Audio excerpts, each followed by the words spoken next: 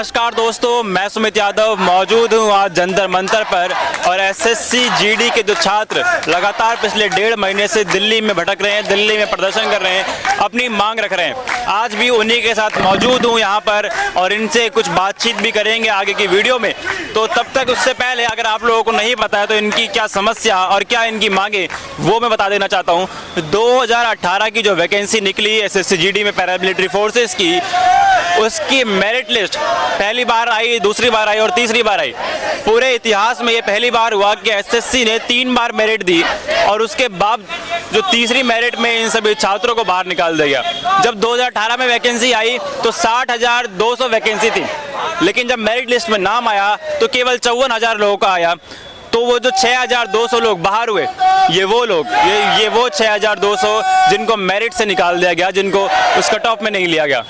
तो ये लोग अपनी वर्दी की मांग कर रहे हैं, अपनी वर्दी की मांग कर रहे हैं और चाहते हैं, वर्दी पहनना चाहते हैं, देश की सेवा करना चाहते हैं। लेकिन उसी उम्मीद में ये लोग 2018 से बैठे हुए थे, क्योंकि ये सारे वो छात्र जो मेडिकल पास हैं, फिजिकल पास हैं, रिटन पास हैं, लेकिन उसके बावजूद इन्हें मेरिट से निकाल दिया गया। और ये वो छात्र जो ये उम्मीद लगा कर बैठे थे, ये सोच कर बैठे थे कि इनकी वर्दी इनको मिलेगी, देश की सेवा करने के लिए तैयार थे।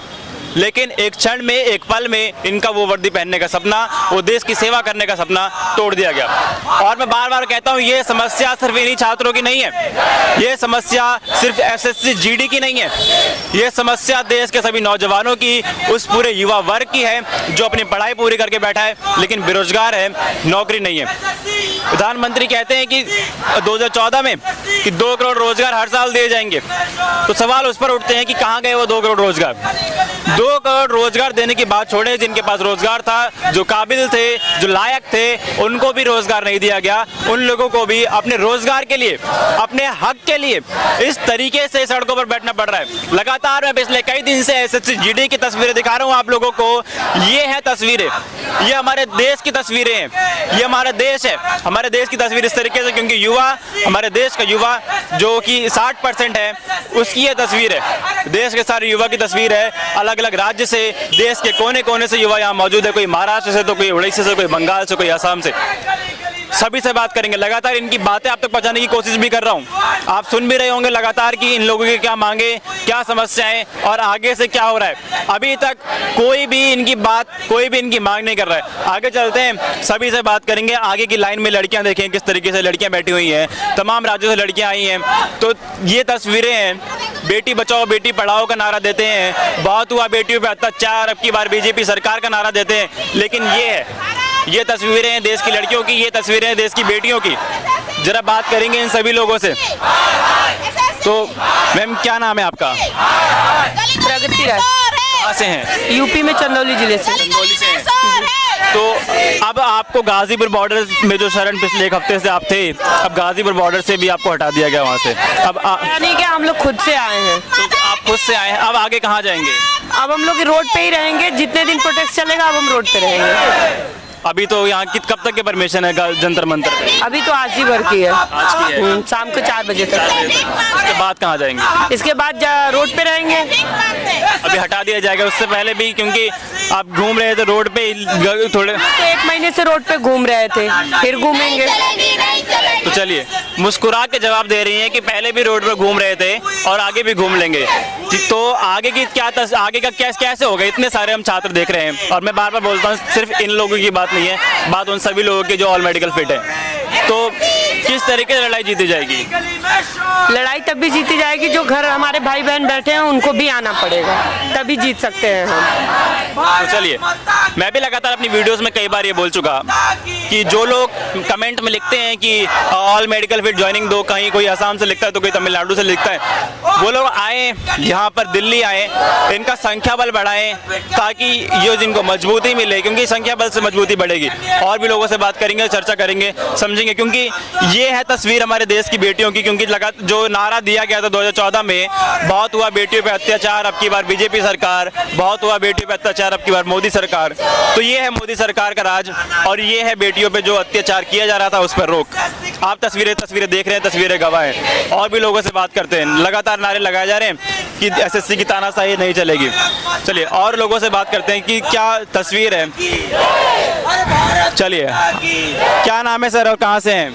मेरा नाम शुभंकर घोष है, मैं वेस्ट बंगाल से हूँ। वेस्ट बंगाल से हैं। तो वेस्ट बंगाल में बात की थी क्या? वेस्ट बंगाल में हम बात किए थे, सभी वोट में व्यस्त थे इस वक्त, और इलेक्शन के टाइम उन्होंने उन सब नेताओं हमारे बात में बात करना नहीं चाहते, बोल रहे हैं इलेक्शन के बाद में सब बात करेंगे।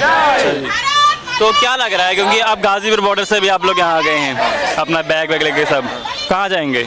अब तो ये जंतर मंतर आए हैं, यहाँ पर प्रोटेस्ट करेंगे, देखते हैं सरकार तक हमारे बात पहुँचती है या नहीं।